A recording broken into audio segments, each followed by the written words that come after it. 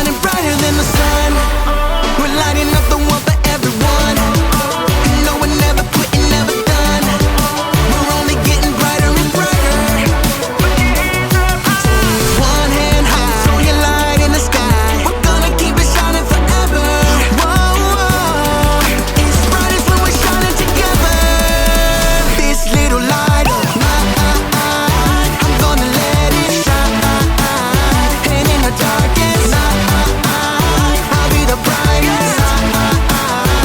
No covering up, no shutting it down, no blowing it out. I'm gonna let it shine. This little light of mine, I'm gonna let it shine.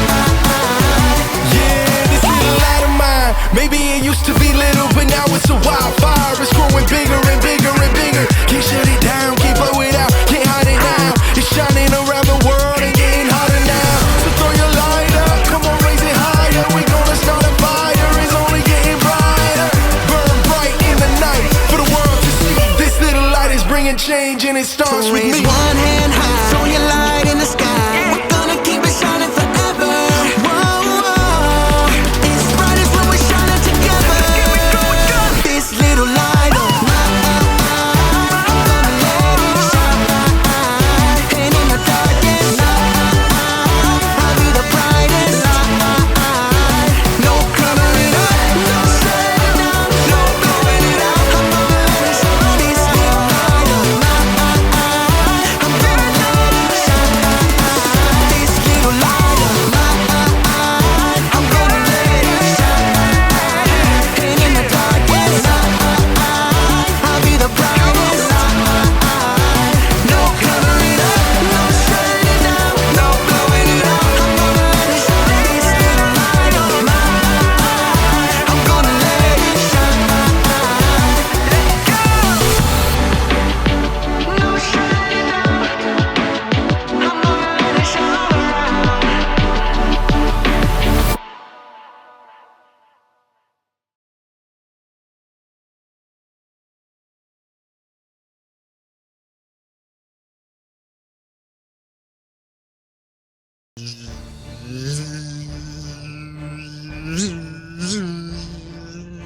Hey, welcome to Storylab. This week we're taking a look at the story of someone who witnessed a miracle with his very own eyes.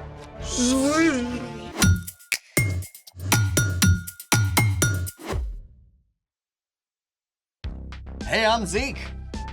And I'm Carter. All month we're talking about how trusting and following Jesus changes the way we treat others. Everything okay? Sorry. What's going on? One of my best friends just moved all the way across the country. That's tough. But you can still FaceTime, right? Yeah, I guess. I know what you need. What? An epic battle between the forces of good and evil. How is that supposed to help? I don't know exactly, but it always cheers me up. Fair? Great! Then let there be light. Swords. Don't you have a test to study for? Oh, this is all about you, bro. You ready? Let's make it! Today we're gonna make our very own light swords. I grant you, this could be cool. What do we need? Pool noodles, giant rolls of cardboard, high-powered LED lights? Straws. Great, I'll go get... Wait, like drinking straws? Straws! I was picturing something a little more galaxy conquering. These are simply the best for light swords. See what I did there? Simply. I don't see it yet, but okay. Okay, we need 2 straws, black tape, scissors, glue sticks, a glue gun, rhinestones, and these dazzling finger lights. Ooh, I call blue. Then I will get,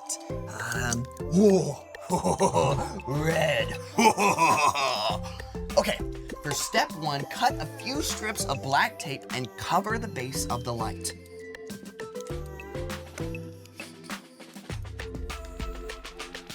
Can you cut it? Yes. Thank you.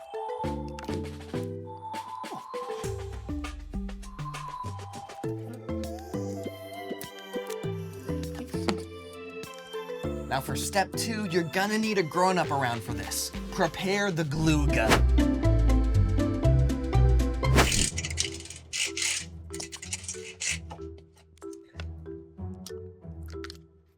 And now we just wait. See? Oh, what? I think they're ready. Oh, they're ready? Oh, perfect. Mine's ready. Okay.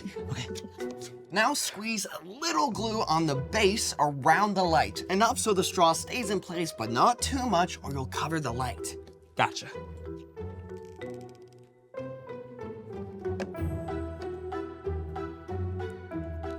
Now make sure the straw is straight and hold it for a few seconds so it dries in place. How's this?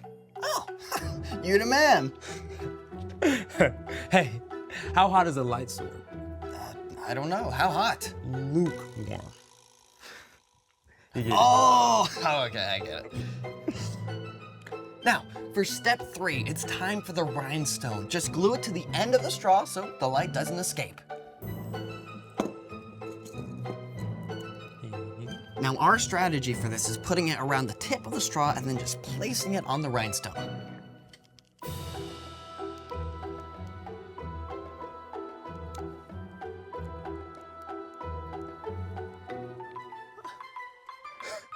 Brilliant and ridiculous. They're like light swords for mice. My swords! Can we turn them on? Oh, yeah, let's turn off the lights first. Good idea. Okay, now count it down. 3, 2, 1. look at that!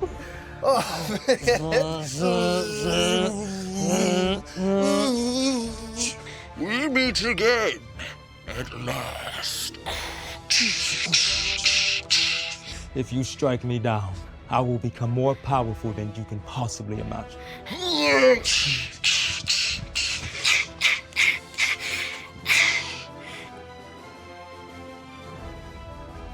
That was amazing. Dude. You see that? Yeah, imagine what we could do with full-size light swords. You know, I actually thought that was pretty epic. Yeah. Thanks for cheering me up. Oh, hey, I've got another mood booster for you. Someone else who saw the light. Bring it on. It's time for... The story before the story. Today, we're in the second book of the New Testament, Mark. Mark was a Jesus follower and a close friend and traveling companion of the Apostle Peter. Mark collected and recorded stories from the life of Jesus to make sure they didn't get lost. Everywhere Jesus went, big crowds gathered. No matter how tired he was, Jesus always had time to show kindness and compassion. In chapter 10, Mark writes about Jesus' journey to Jerusalem. Jesus was traveling there for the last time to give up his life. Which is where our story starts. Take it away. Hey everyone! On their way to Jerusalem, Jesus and his followers passed through the large, busy city of Jericho. More and more people gathered until a crowd followed as they left the city. People lined the streets, straining for a chance to see Jesus. Ahead, a man named Bartimaeus sat by the side of the road asking for money. He was blind and he couldn't see a thing, but he could hear all the voices. Look, it's Jesus. I heard he heals the sick. I heard he raised a man from the dead.